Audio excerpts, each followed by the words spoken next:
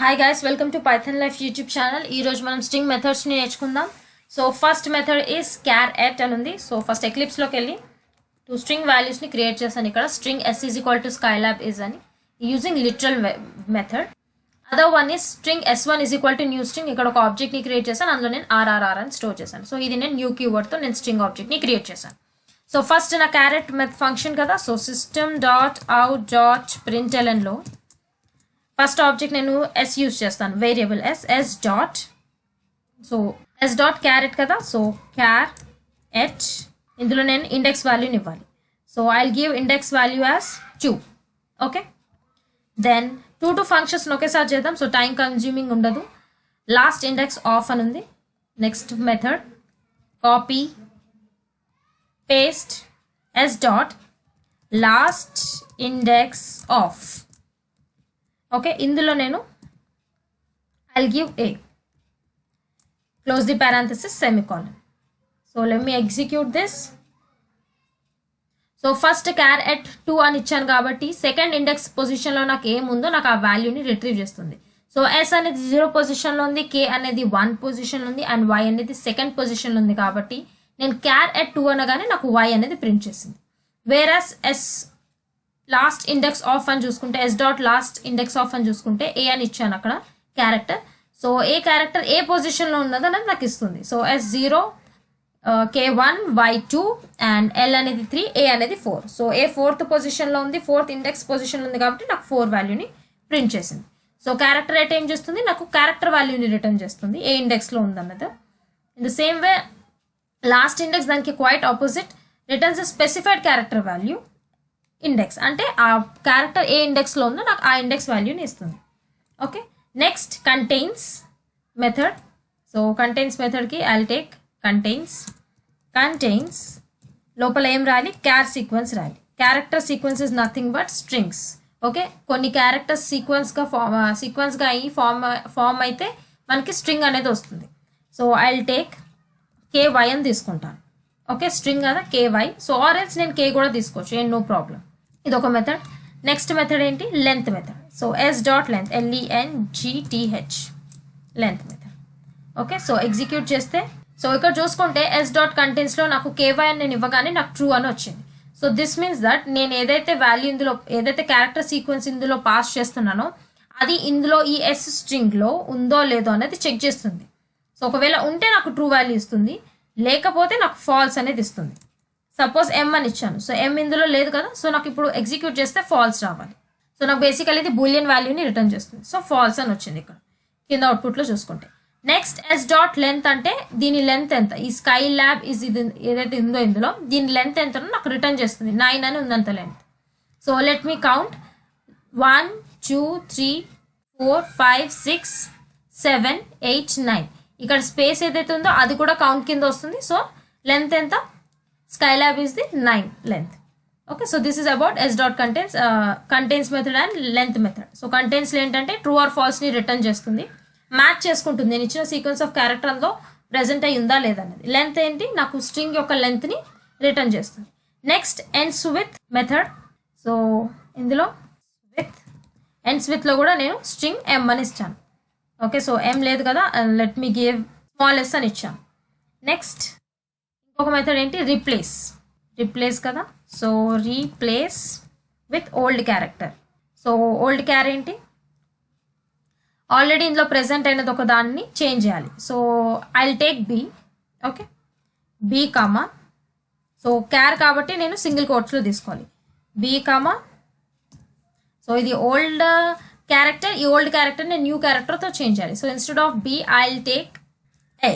Okay, so ఏని కూడా single కోట్స్లో ఇవ్వాలి, రైట్. సో ఇప్పుడు ఎగ్జిక్యూట్ చేస్తే నేను ఎప్పుడైతే ఎండ్స్ విత్లో ఒక స్ట్రింగ్ని పాస్ చేస్తానో ఆ ఇచ్చిన స్ట్రింగ్ ఇక్కడ క్రియేట్ చేసిన స్ట్రింగ్ సేమ్ ఉందా లేదా అని చెక్ చేస్తుంది. ఎండ్స్ విత్ అంటే నేను ఈ లెటర్తో ఈ క్యారెక్టర్తో ఎండ్ చేస్తున్నాను కదా. సో ఇక్కడ ఈ క్యారెక్టర్తో ఎండ్ అవుతుందా లేదా అన్నది చెక్ చేస్తుంది. సో మ్యాచ్ అయితే అదే క్యారెక్టర్తో ఎండ్ అవుతే నాకు ట్రూ అని రిటర్న్ చేస్తుంది. సో బేసికలీ మనం ఇక్కడ స్ట్రింగ్ని తీసుకుంటాం క్యార్ కాకుండా. సో ఈజ్ అని ఇచ్చాను అనుకోండి, సో ఎగ్జిక్యూట్ చేస్తే ట్రూ అని నాకు ప్రింట్ అవ్వాలి. సో ఎందుకంటే ఇక్కడ చూసుకుంటే నా స్ట్రింగ్ ఈస్తో ఎండ్ అయింది కాబట్టి ఎండ్స్ విత్ మెథడ్ని యూజ్ చేస్తాం. సపోజ్ నేను ఏ అని ఇచ్చాను, ఎగ్జిక్యూట్ చేస్తే నాకు ఫాల్స్ రావాలి. ఎందుకంటే నేను ఇక్కడ ఇస్తో ఎండ్ చేశాను, బట్ నేను ఇక్కడ ఇచ్చింది ఐఏ పాస్ చేస్తున్నాను కాబట్టి.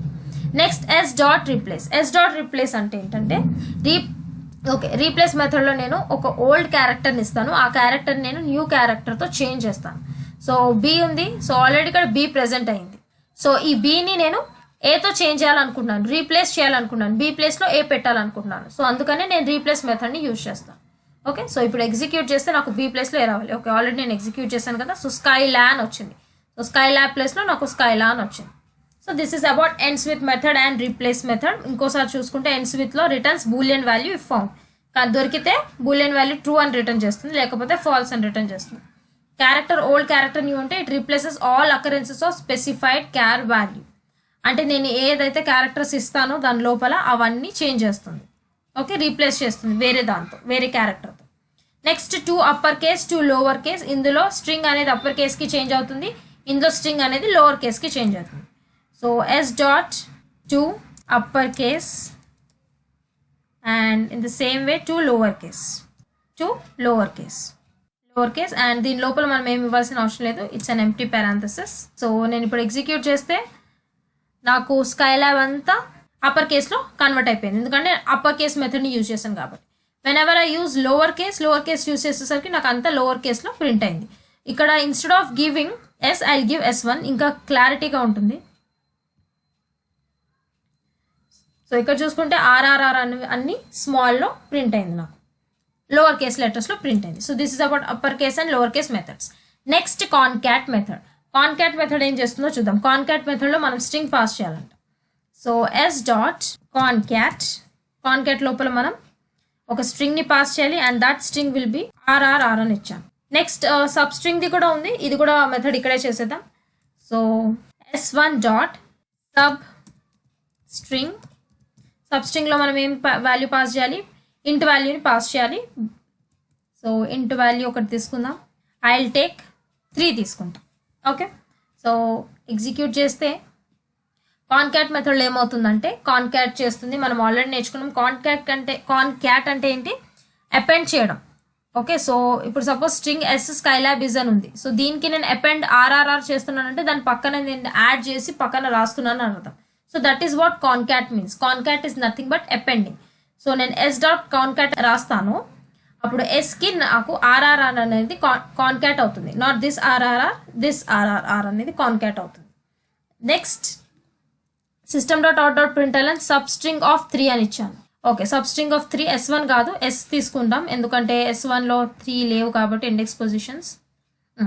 సో 3 ఇచ్చే కన్నా ఏమవుతుందంటే ఇక్కడ ఎస్ ఏ పొజిషన్లో ఉంది, 0లో ఉంది, K 1 పొజిషన్లో ఉంది, Y 2nd పొజిషన్లో ఉంది, రైట్.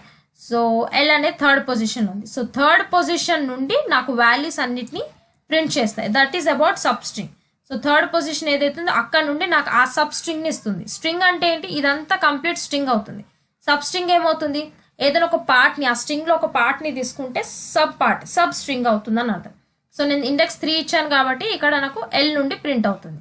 సపోజ్ నేను ఇక్కడ ఇండెక్స్ 2 అని ఇచ్చాను, 2 అని ఇస్తే నాకు 0 ఫస్ట్ పొజిషన్ నుండి కాకుండా 2nd పొజిషన్ నుండి ఏదైతే ఉందో అదంతా ప్రింట్ అవ్వాలి. సో వై ల్యాబ్ ఇస్ అని ప్రింట్ అయింది. So this is about concat and substring. Concat అంటే ఏంటి, కాన్కాటినేట్స్ ద స్పెసిఫైడ్ స్ట్రింగ్ అంటే అపెండ్ చేస్తుంది. వెరస్ సబ్ స్ట్రింగ్స్ అంటే it returns substrings for given begin index. ఏ index అయితే ఇచ్చానో అక్కడ నుండి నాకు సబ్ స్ట్రింగ్ని ఇస్తుంది. Next method equals. So S dot ఈక్వల్స్లో 2 అని ఇస్తాను. ఆబ్జెక్ట్ని ఇక్కడ సెండ్ చేయాలి కదా. సో S2 ఆబ్జెక్ట్ క్రియేట్ చేయలేదు, S1 ఆబ్జెక్ట్ని క్రియేట్ చేశాను. నెక్స్ట్ మెథడ్ ఏంటి, ఈక్వల్స్ ఇగ్నోర్ కేస్. సో నేను ఇక్కడ ఇంకొక ఆబ్జెక్ట్ని క్రియేట్ చేస్తాను, copy paste, I will take S2 object, ఇక్కడ ఆర్ఆర్ఆర్ అని ఇస్తాను, స్మాల్ ఆర్ ఇస్తాను. ఓకే, నా system dot out dot println ఇక్కడ యూజ్ చేయాల్సిన మెథడ్ ఏంటి, ignores case. So S1 dot equals ignore case, equals ignore case ఆబ్జెక్ట్ని పంపించాలి. So what would be my object, నా ఆబ్జెక్ట్ S2 ఆబ్జెక్ట్ అవుతుంది. ఓకే, ఇప్పుడు నేను ఎగ్జిక్యూట్ చేస్తాను. So S dot equals of S1 ఆబ్జెక్ట్ని సెండ్ చేశాను. సో ఏం చేస్తుందంటే ఈ ఎస్ ఆబ్జెక్ట్ని ఏదైతే ఉందో ఎస్ ఆబ్జెక్ట్లో ఏదైతే స్ట్రింగ్ ఉందో ఆ స్ట్రింగ్ని S1 ఆబ్జెక్ట్లో ఉన్న స్ట్రింగ్తో కంపేర్ చేస్తుంది, ఈక్వలా కాదా అనేది చెక్ చేస్తుంది. సో ఈక్వల్ కాదు కాబట్టి నాకు ఫాల్స్ అనేది ప్రింట్ చేస్తుంది, బూలియన్ వాల్యూస్ని ఇస్తుంది, ఇది రిటర్న్ చేస్తుంది.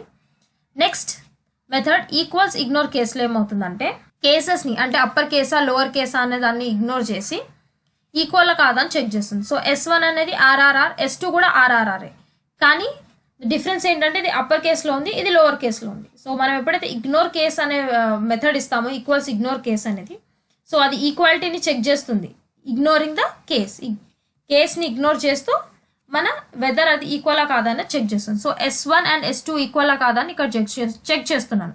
S1 dot ignores case S2, so true. ఈ రెండు ఈక్వల్ అనమాట, ఎందుకంటే నేను ఈ కేస్ని ఇగ్నోర్ చేస్తున్నాను. సపోజ్ నేను ఇక్కడ S2 డాట్ ఈక్వల్స్ S1 అని ఇచ్చాను, అంటే S2 S1 ఈక్వలా కాదా అని ఇచ్చాను. ఎగ్జిక్యూట్ చేస్తే నాకు ఫాల్స్ అనేది వస్తుంది, చూసుకుంటే ఫాల్స్ వచ్చింది, ఎందుకంటే S1 S2 ఈక్వల్ కాదు. కానీ కేస్ ఇగ్నోర్ చేసినప్పుడు దాన్ని అప్పర్ కేసా లోవర్ కేసా అన్నది ఇగ్నోర్ చేస్తే అప్పుడు నాకు ట్రూ వాల్యూ వస్తుంది. సో ఇక్కడ ఈక్వల్స్ చూసుకుంటే check whether the both strings same or not, and ఇక్కడ check whether both strings are same or not by ignoring the case. Next is empty and trim మెథడ్స్ని చూద్దాం. So S2 dot then S1 dot trim. Okay, so S1 dot trim కదా, so I'll take some spaces. Okay, let me just execute this. So S2 ఏంటి, నేను S2లో ఏం value స్ట్రింగ్ని pass చేస్తున్నాను, RRR అని పాస్ చేశాను. సో అది ఎంప్టీ అని ఫంక్షన్ అనమాట. ఈజ్ ఎంప్టీ అంటే whether it is empty or not అని చెప్పడానికి. సో ఈజ్ ఎంప్టీయా, S2 is empty, no it's not empty, కాబట్టి నాకు ఫాల్స్ని ప్రింట్ చేసింది, right. Next S1 dot string RRR.